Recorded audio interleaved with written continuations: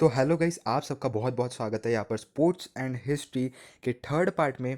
तो यारो, इस वीडियो में ना हम जो भी हमारा बचा हुआ है वो डायरेक्ट अभी टेक्स्ट बुक से कवर करने वाले हैं, क्योंकि वो मतलब इतना कुछ ज़्यादा बड़ा पार्ट है नहीं। बट उसको थोड़ा सा डिटेल्ड एक्सप्लेनेशन दिया है मैंने, इसलिए थोड़ी सी वीडियो लंबी बन गई है। तो कोई बात नहीं यार, तो आगे आप देख लो अभी वीडियो।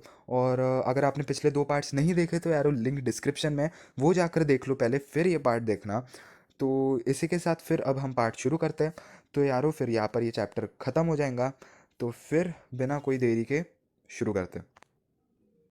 तो गाइज, जैसा कि मैंने कहा कि यहाँ पर हम देखने वाले हैं कि टॉयज़ एंड हिस्ट्री, इसके अंडर क्या दिया हुआ है, ठीक है। तो यारो, इसमें क्या है कि toys can throw light on history and technological development.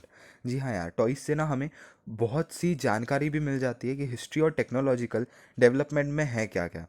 फिर we can also get a glimpse of religious and cultural traditions through them. मतलब क्या है कि हमें मतलब जो भी टॉयज़ रहता है उनसे काफ़ी ज़्यादा जो रिलीजियस बातें और कल्चरल जो बातें हैं जो चलता आ रही है वो भी पता चलता है। उसके बाद एक सेकंड, हम नीचे आ जाते हैं थोड़ा। अब ठीक है। So as a part of tradition, as a part of traditional Diwali celebrations in Maharashtra, model forts are made. ये तो आपको ही पता है यार कि जब दिवाली रहती है महाराष्ट्र में, ऐसे किले बनाए जाते हैं। मतलब मॉडल, मतलब क्ले वगैरह से, पीओपी से बनाए जाते हैं।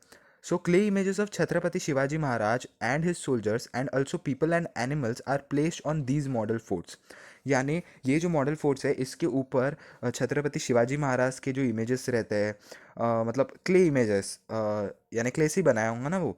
और उनके जो जो भी सेना थी या फिर जो भी एनिमल्स है, तो वो इसके ऊपर प्लेस किए जाते हैं। This tradition keeps the memory alive of the important role of forts in the history of Maharashtra. यानी ये जो ट्रेडिशन चलते आ रहा है मॉडल फोर्ट्स बनाने का, इससे मतलब जनरेशन से जनरेशन तक लोगों के मेमोरी में रहेगा कि हाँ भाई, बहुत ही ज़्यादा इम्पोर्टेंट रोल प्ले किया था ये जो भी किले थे, ये जो भी फोर्ट्स थे, इन्होंने महाराष्ट्र की हिस्ट्री में। उसके बाद an ivory doll made by Indian craftsmen was found in the excavation of Pompeii and ancient in Italy. सो यार ये याद रख लो, ये इंपॉर्टेंट पॉइंट है कि जो एक आइवरी डॉल है वो इंडियन क्राफ्ट्समैन ने बनाई थी। मतलब सॉरी, हाँ उन्होंने ही बनाई थी, बट ये मिली कहाँ पर थी? ये एक्सकेवेशन ऑफ पॉम्पे, यानी पॉम्पे में मिली थी। उधर कुछ चल रहा होगा, यानी खोज खुदाई में हम कह सकते हैं। तो ये पॉम्पे क्या है? ये इटली का एक पुराना शहर हम कह सकते हैं। It is dated to first century common era CE. तो हाँ यार, ये बहुत पुराना है, आप देख ही सकते हैं, फर्स्ट सेंचुरी सी, बहुत ही ज़्यादा पुराना हो गया। This artefact throws light on the Indo Roman trade relations.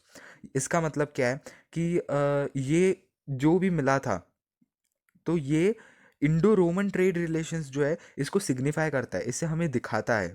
दस choice found in archaeological excavations can tell us about cultural contacts between nations in ancient times. So ये जो भी टॉइस वगैरह मिलता है ना खुद खुदाई में, तो इससे हमें पता चलता है कि यार दो नेशंस के बीच में पहले कैसे रिलेशंस थे, कैसे कल्चरल कॉन्टैक्ट्स थे, किस प्रकार का कल्चर वो शेयर करते थे। इस सब के बारे में हमें पता चलता है। तो अब हम देखते हैं कि क्या रहता है sports literature and movies on sports, जो कुछ भी है वो देखते हैं, ठीक है। तो नीचे आ जाते हैं गाइस। तो हाँ, तो क्या लिखा हुआ है कि publishing of books and encyclopedias of sports is a newly developing enterprise. तो यार स्पोर्ट्स के ऊपर जो भी बुक्स बन रही है, जो भी इंसाइक्लोपीडियाज बन रही है, वो अभी अभी आई है। अभी अभी मतलब जस्ट अभी नहीं, हो गए उसको भी काफ़ी साल, बट बहुत पहले नहीं था ऐसा। The history of Mallakhamb has been recently published. तो ये तो मैंने आपको पिछले वीडियो में बताया था कि पिछले या फिर उसके पिछले वीडियो में कि मलखम्ब क्या रहता है, ठीक है। तो ये मलखम्ब क्या है? और एक और बात गाइस, कि मैंने जैसे स्टार्टिंग में बोला कि अगर आपने पहले दो पार्ट्स नहीं देखे तो जाकर वो देख लो यार डिस्क्रिप्शन में।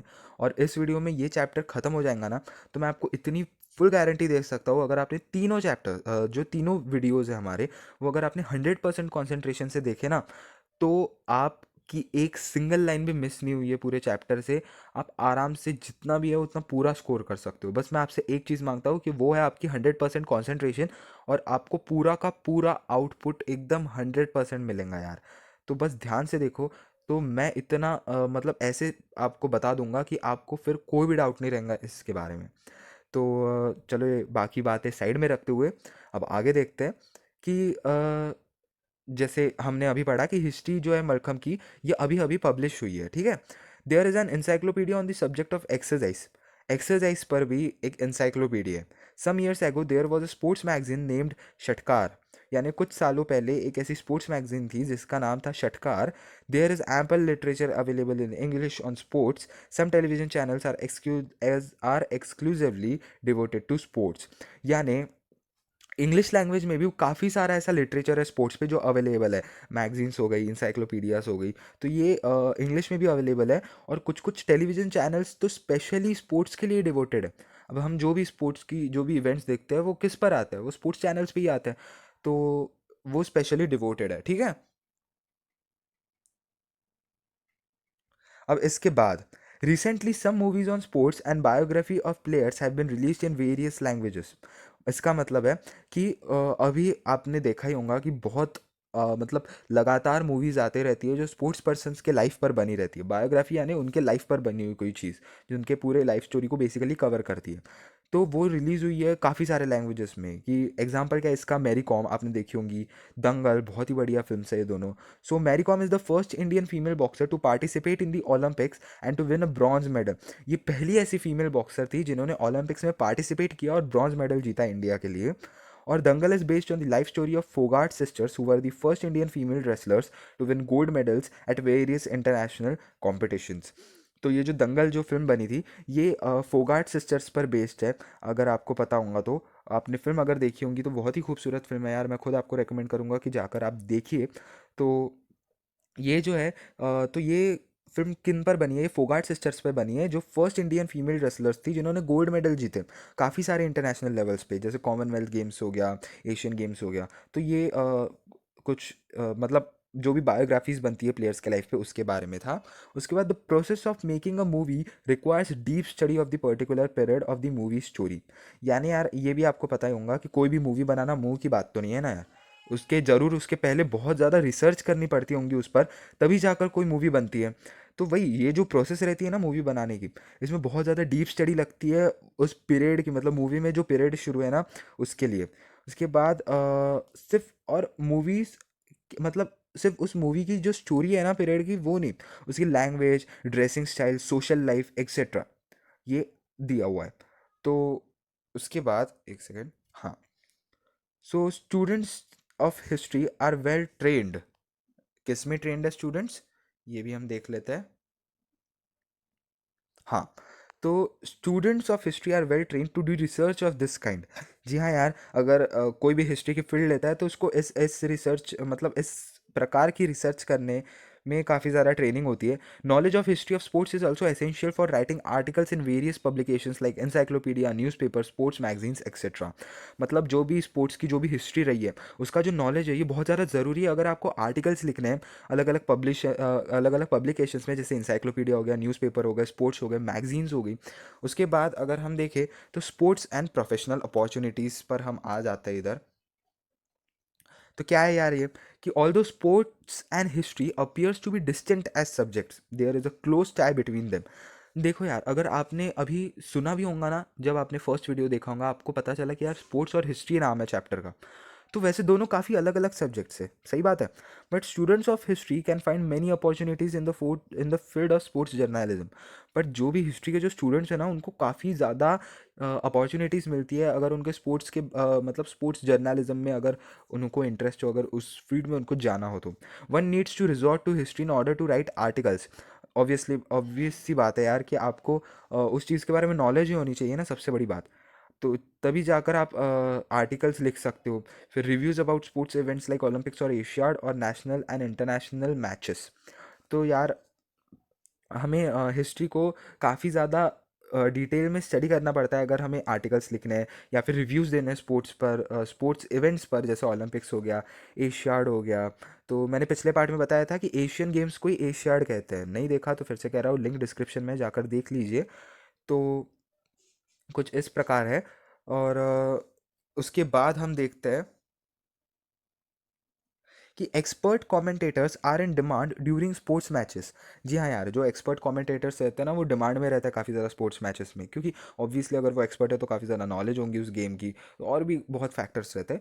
सो an expert commentator needs to have good knowledge of the history. जी हाँ, statistics, previous records, eminent players, historical anecdotes etcetera. जी हाँ, ये सारी चीज़ें लगती हैं एक कोई भी एक्सपर्ट नॉलेज, मतलब सॉरी, जो भी एक्सपर्ट कमेंटेटर रहता है उसको। तो knowledge of history is useful for them. तो उनके लिए ये जो भी नॉलेज है ना हिस्ट्री की, ये बहुत ज़्यादा यूजफुल है। उसके बाद matches of various sports like cricket, football, kabaddi, chess etcetera are shown live on television on various channels. तो ये भी आपको पता है यार कि जो भी मैचेस रहती है ना अलग अलग स्पोर्ट्स की, जैसे क्रिकेट हो गया, football, kabaddi, chess, table tennis, lawn tennis, बहुत हो गया, तो इसकी ना मैचेस टेलीविजन पे लाइव दिखाई जाती है अलग अलग चैनल्स पे। The role of professionals who track and keep the record of these telecast from various channels has become very important now. मतलब जो सारे प्रोफेशनल्स जो इस सारे रिकॉर्ड्स का मतलब ये जो भी टेलीकास्ट हो रही है, इनकी जो रिकॉर्ड है उसका जो ट्रैक रख रही है ना, मतलब उसका जो रिकॉर्ड रख रही है हम कह सकते हैं, तो वो काफ़ी ज़्यादा इंपॉर्टेंट बन गया है अभी अभी में।